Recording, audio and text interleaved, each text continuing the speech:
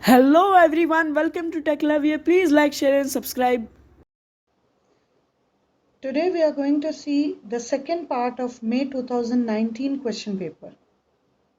Okay. So in part 1 we solved till question number 2A. Now we will be dealing with question number 2B onwards in this part. Okay. So let us start. Now this question has been asked for 8 marks. Fine. So let us see what it says. It says that an inductive coil having an inductance of 0.04 Henry. Fine. So let us start writing the given data. Okay. So I will write given data.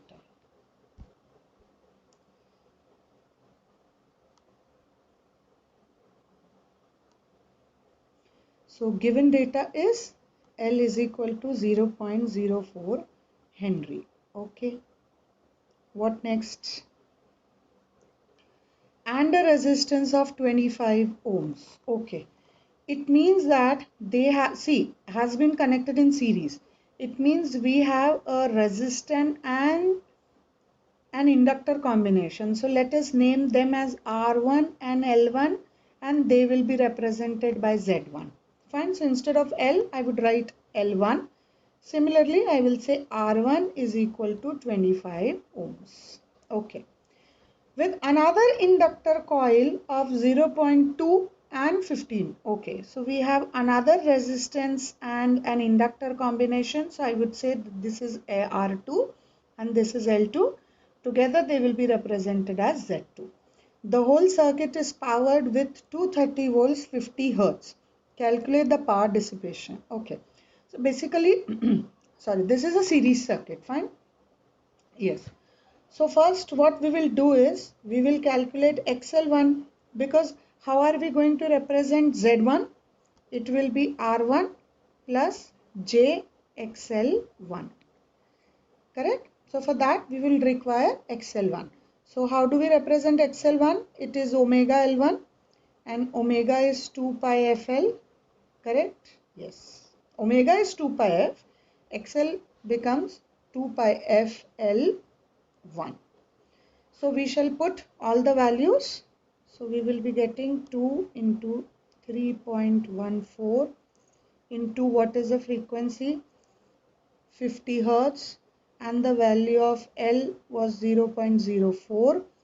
So XL1 becomes 12.56 ohms. Okay, so how are we going to represent Z1? It will be R1 which is 25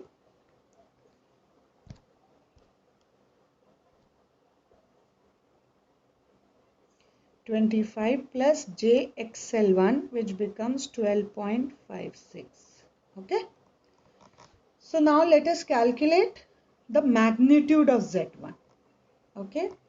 So magnitude of Z1 will be square root R square, that is R1 square plus X square. So here it is XL1 square.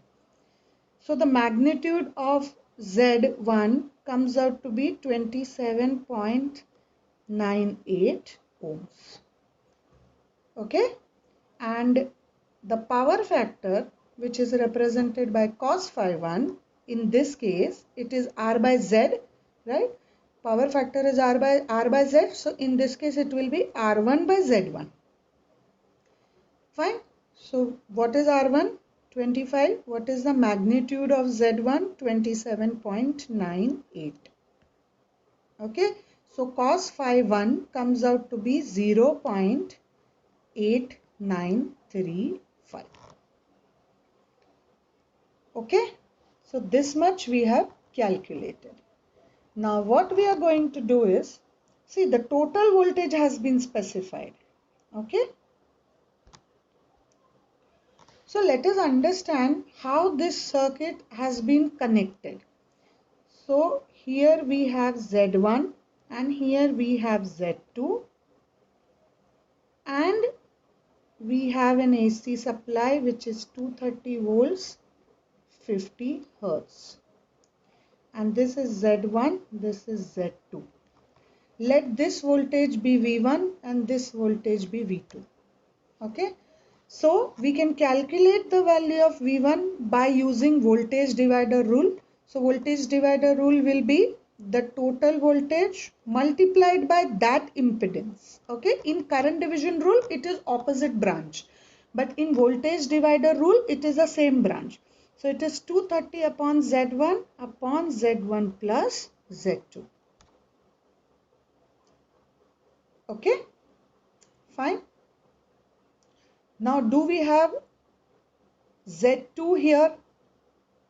No, we don't have Z2. So first we will calculate Z2. Fine. Let me number this equation as equation number 1. Now R2 value was specified to be 15 ohms and L2 value was given to be 0.2 Henry. So I shall be calculating XL2, which is 2 pi FL2. So I will be placing the value 2 into 3.14 into 50 into 0.2. So XL2, okay, it comes out to be 62.83 ohms. How am I going to calculate now Z2? The magnitude of Z2 will be R2 square plus XL2 square. So that is 15 square plus 62.83 square. So the magnitude of Z2 comes out to be 64.6 ohms. Okay. So let us calculate cos phi 2 also. So cos phi 2, again it will be R upon Z. So in this case it is R2 upon Z2. So that becomes 15 upon 64.6. So that comes out to be 0.2387. Alright. So we have calculated till this point. Fine. So now we have Z1 also and Z2 also. So can we calculate V1 and V2 now? Yes, we can. So here I'll be erasing this and I will keep the value of Z2 here and all other things I'll erase. Yes. So V1 becomes 230 into what was the value of Z1? Z1 value was 27.98 upon 27.98 plus 64.6. Okay. So the value of V1 after calculating this comes out to be 69.51 volts. So this is the value of V1. Okay. Similarly, let us calculate V2. So what will be V2? V2 will be again 230. Okay. It will be 230 into Z2 upon Z1 plus Z2. So that is 230 into Z2 was 64.6 and here it is 27.98 plus 64.6. So the value of V2 comes out to be 160.5 volts. Okay. Another method to calculate V2 would have been, see, these two voltages are in series, right? So I can write that V is equal to V1 plus V2. So we could have used V2 is equal to V minus V1. So it is 230, correct? Minus 69.5. So even this could have been another way, but that's okay. So what is left? Now we have V1, we have V2, we have calculated everything. Now we have to calculate the power dissipation. Okay. So how to calculate this power dissipation now? Power dissipation will be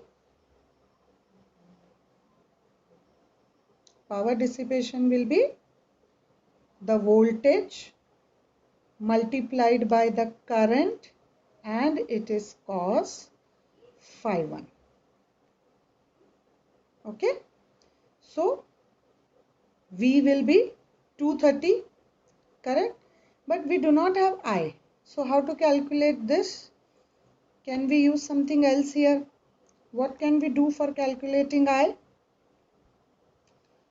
Now what we can do is we can calculate I by V upon Z. And what is going to be Z? It is going to be, what is going to be Z? It will be Z1 plus Z2.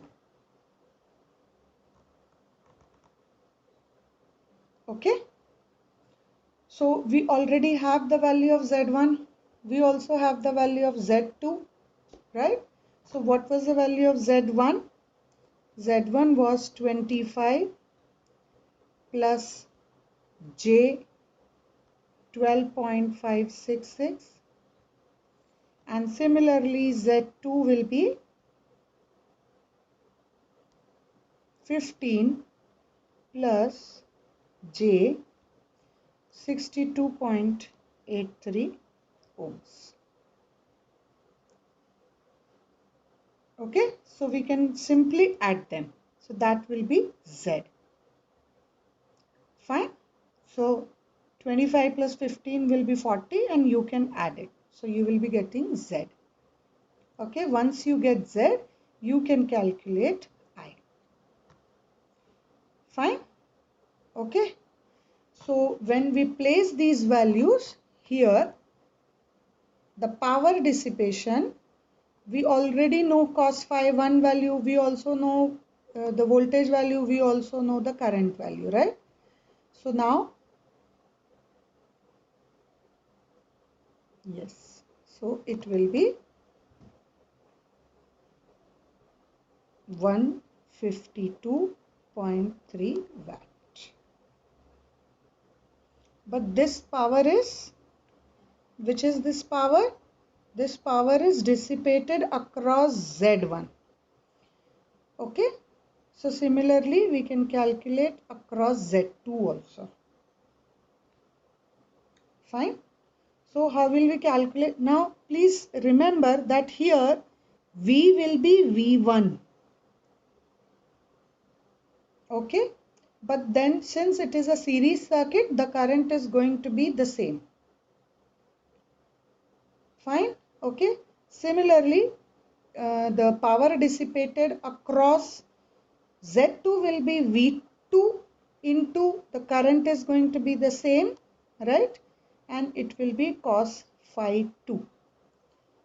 So we know what is V2, correct? We know what is I. We have already,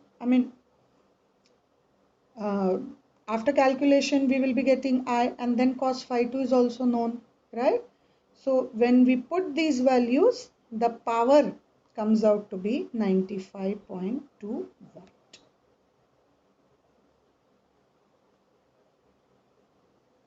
Okay. So clear? Fine. Now one more thing is remaining. Now few things are like homework for you. So I hope that you will be able to do that. Now here we have to calculate the total power factor also. Okay. So total power factor. Okay. So total power factor, say cos phi, will be the total R upon total Z. Okay. So what will be total R? It will be R1 plus R2. Fine. And Z, just I told you when I asked you to calculate I, we already have the value of Z, correct? So the value of Z, I'm talking about the magnitude. When we calculate the magnitude, it comes out to be 85.35 ohms. Now there is one more way to calculate this. Let us see that way also. So what we will be doing is we will be calculating the total inductive reactance. So that will be the sum of individual inductive reactances. Fine. So that would have been 12.56 plus 62.83. So this XL comes out to be 75.4 ohms. So we have the total R, which is 40 ohms. Okay, we have XL. So now can you calculate the magnitude of Z? Yes, R square plus,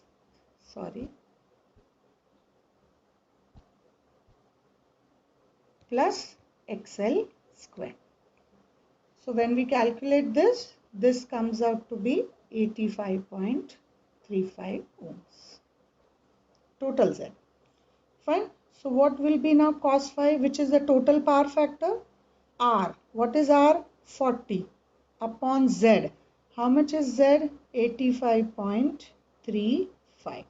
So the total power factor for the circuit comes out to be 0.468. So this is another answer. So I hope you understood how to solve this, right? Yes. So let us move to the next question. Next question was for 4 marks and it says that what are the losses in transformer and explain why the rating of the transformer is represented in kVA and not in kW, that is kilowatt. Now again, various losses of transformer has been explained in detail in the chapter transformer, and there we also discussed that why rating of the transformer is expressed in kilovolts ampere and not in kilowatt. Okay, please refer to that lecture. Now again, question number 3a says with necessary diagram prove that three-phase power can be measured by 2 wattmeter and prove that reactive power can be measured by using from wattmeter reading. Again, the same question has been covered when we discussed three-phase power measurement by using 2 wattmeter method. So this has been explained in detail very nicely in that lecture. So for that you can refer to that lecture. Now the next question. Now an alternating voltage is represented by V of t is equal to, okay. So let us write this equation. Fine. So V of t is equal to 1 V of t equal to 141.4 sine 377t. Okay. This has been given. We have to first derive the RMS value of the voltage and then the instantaneous value at t is equal to 3 milliseconds and the time taken for the voltage to reach 70.7 of the first time. Okay, fine. And this question has been asked for 10 marks. Okay. So first, if you compare this equation with the standard equation, which is Vm sine omega t, we understand that here Vm is 141.4 volts and omega is 377. Fine. So firstly, what we will be doing is we will be discussing about RMS value. Okay, fine. Now since it is a symmetrical signal, correct? So what we will be doing is this is 0, this is pi, this is 2 pi. Fine. So as far as the RMS value is concerned, if it is a symmetrical value, we can calculate the RMS value either for half cycle or full cycle. Okay. So what we are doing is we will be doing this for half cycle. Okay. Now let us write the equation. Now VRMS is given as the square root of integration 0 to pi, okay, V of t square, okay, dt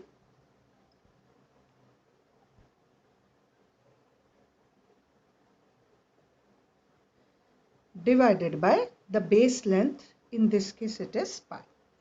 So after taking the square on both the sides, we get V square RMS is equal to 1 by pi in integration 0 to pi. Now what is V of t? Now see here, either you can take V of t dt, or it can be like, you can consider it to be V. In that case you will be doing d theta. Okay, so we prefer taking this. Fine. So what we will be writing is, we will be writing it to be V d theta. Fine.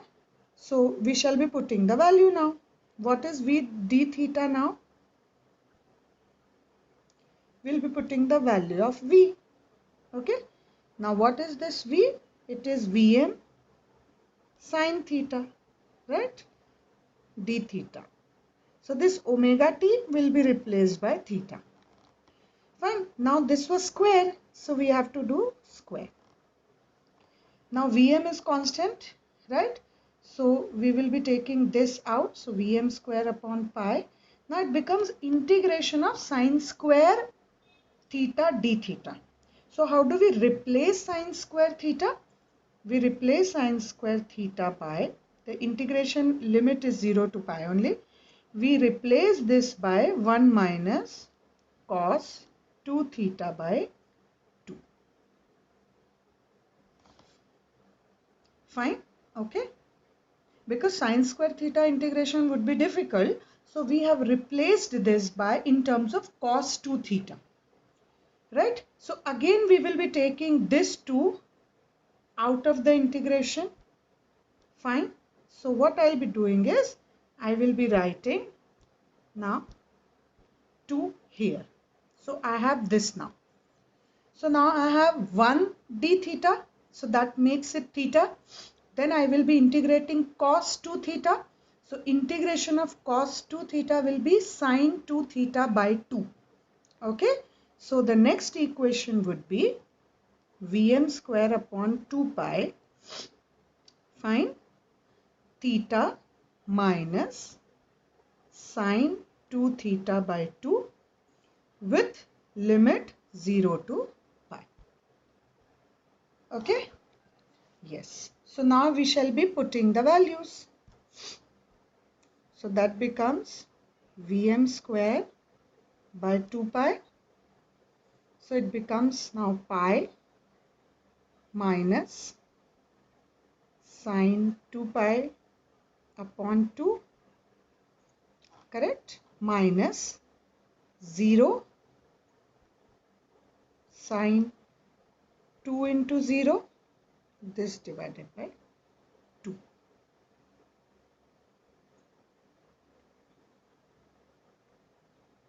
What I'll do is, I will take this to be the curly bracket because there are so many brackets here. Yes. Fine. Okay. So all other thing becomes 0.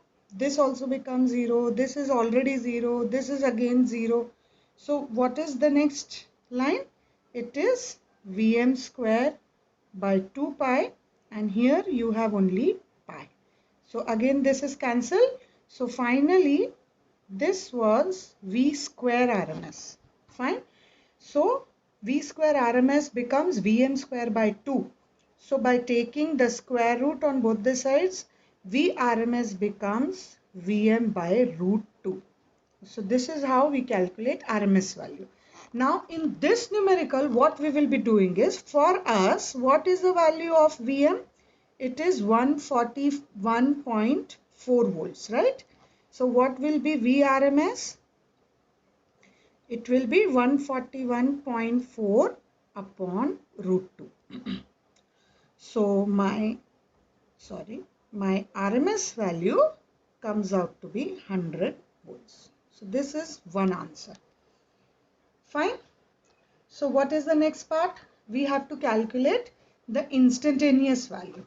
So for instantaneous value, what we have to do is, they have asked us to calculate instantaneous value for 3 milliseconds.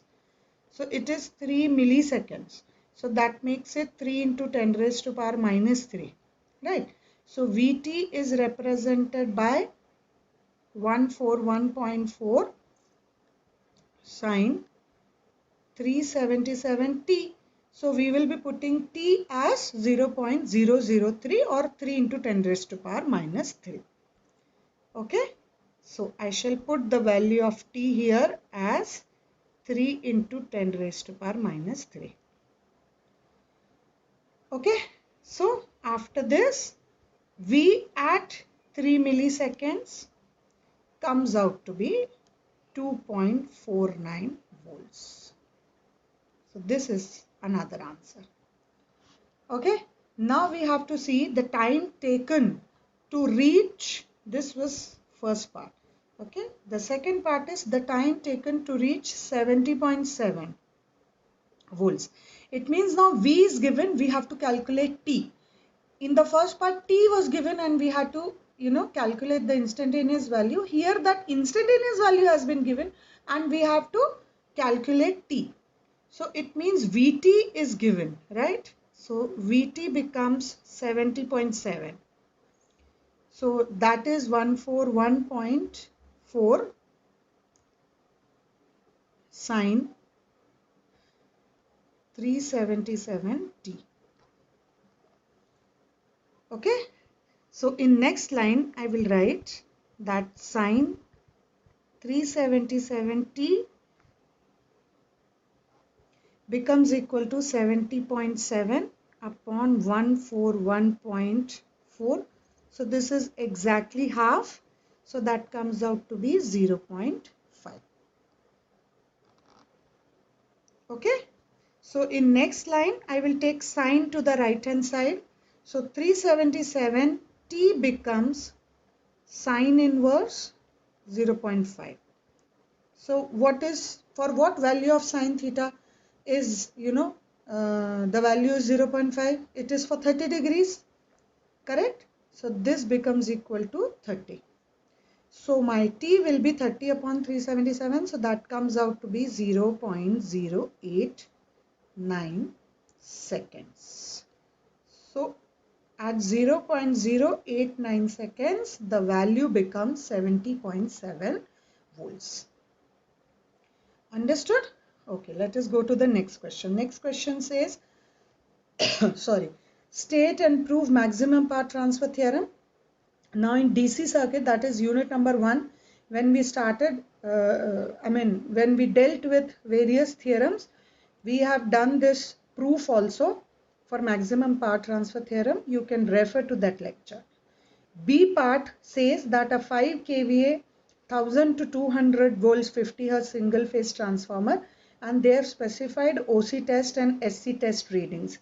Now this question has been asked for 12 marks and exactly the same numerical with the same value was covered in single phase transformer chapter, which was chapter number 4, and this numerical was taken under the heading of OC test and SC test. Fine, so you can refer to that. So let us come to the next question, which says that 3 similar coils having a resistance of 10 ohms and inductance of 0.04 Henry are connected in star. Okay, so now here we have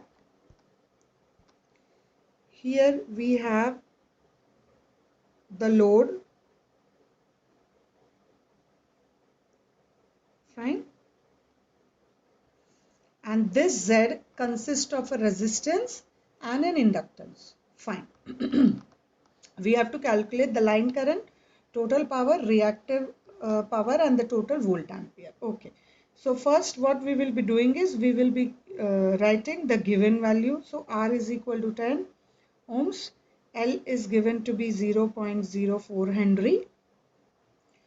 and the line voltage is specified to be 200 volts and the frequency is given as 50 hertz. Now, since the connection is star connection, in star connection, in star connection, line voltage and phase voltage are not same. Line current and phase currents are same. Okay. So here we have the relation to be the line voltage is root 3 times the phase voltage. So now line voltage is given, correct? So we will calculate here phase voltage, which is line voltage upon root 3. So that is 200 by root 3. So the phase voltage comes out to be 115.47 volts. Okay. Now since the value of L is given, let us calculate what is going to be XL. So that is 2 pi FL. So you put the value of F to be 50 Hertz, pi 3.14, okay, and L value is 0.04. So our XL comes out to be 12.6 ohms. Fine. So what is my total impedance? Phase impedance. That becomes, since it is a series combination, so it is R plus JXL. So 10 plus J 12.6.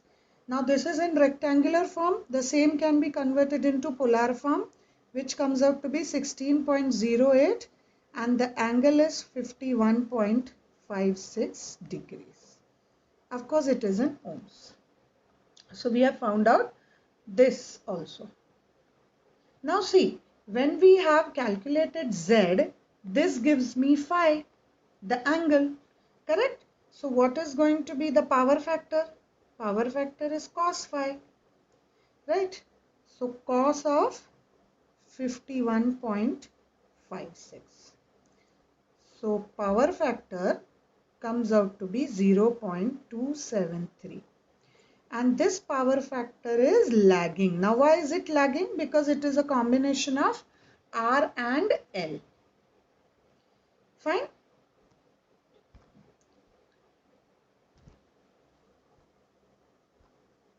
Yes.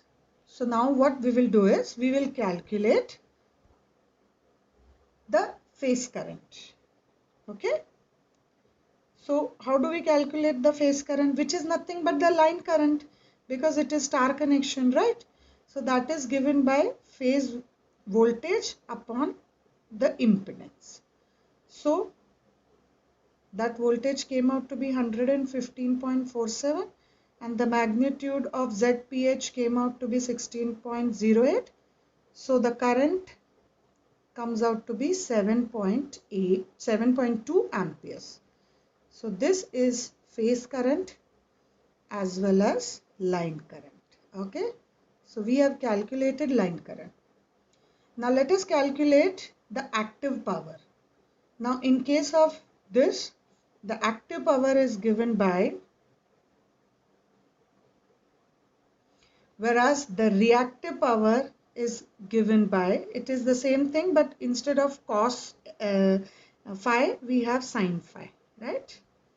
So let us write this equation first, and then the total power, which is total volt ampere, okay, which is represented by S. So it is root 3 VL IL. Basically it is the resultant of P and Q, correct? So we have to take the square root of the addition of squares of P and Q. So basically S is square root of P square plus Q square. So sin square theta plus cos square theta is 1. So we get the S value to be root 3 VLIL. So now we will be putting the value. So square root of 3 is 1.73. Right? So line voltage is 200. Line current is 7.2. Cos phi is 0.273. So that comes out to be 680 watt. So again this is one answer. Now let us calculate kVAR. So that comes out to be reactive power. So again we shall put the value.